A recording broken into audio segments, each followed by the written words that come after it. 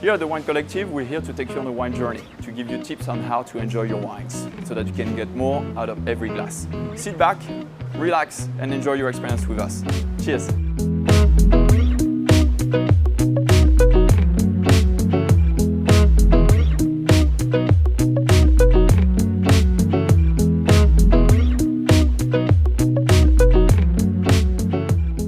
Sabine, how are you? I'm very well. How are you? Well, as always, fantastic, doing well.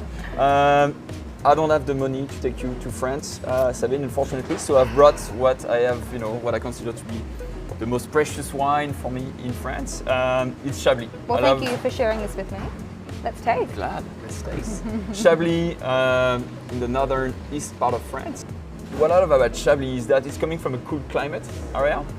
So you would expect something that has a wine, sorry, more than a thing, that has a beautiful mineral character, that has a lovely freshness, a wine that's very alive, very lively, lovely acidity, always in Chablis, that's what I'm after. The soil on which they grow, this Chardonnay, it's what we call Kimmeridien soil, millions and millions of years ago in Chablis. It used to be a sea, the ocean over there, so you could find, these little shell fossils on so like old fossils. Exactly, yeah. exactly. And it's very chalky, almost, type of soil, and that will give, it from very old vines, that will give, this mineral character. So next we're looking at an Adelaide Hills Chardonnay. Obviously we're going to do the Australia side. Now I believe that my wine is not as cold as yours, so it'll obviously be a little bit more open when we're tasting this.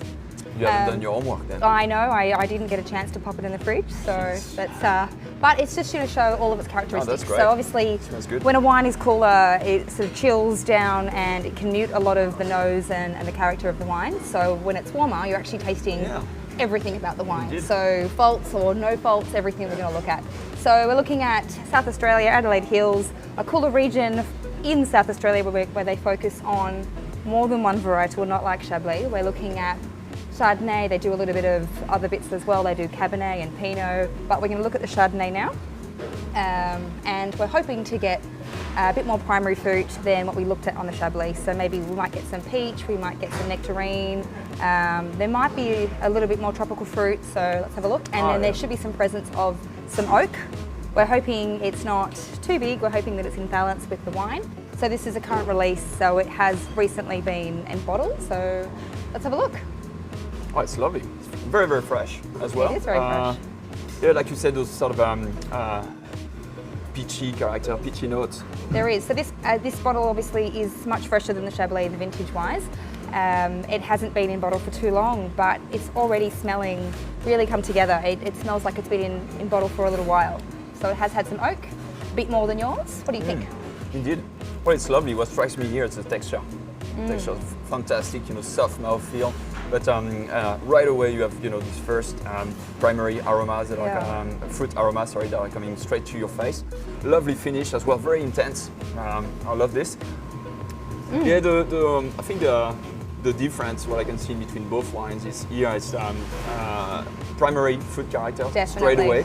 They're really, really charming, really sexy here in that glass. But the oak, the sort of the oak treatment sort of lifts the wine up, basically in terms of texture and in terms of depth as well, a bit more complexity. I feel like with the Chablis it's very much in the background, it's just there to take off the edge of the acidity, as with this one here it really complements the wine and just builds the complexity.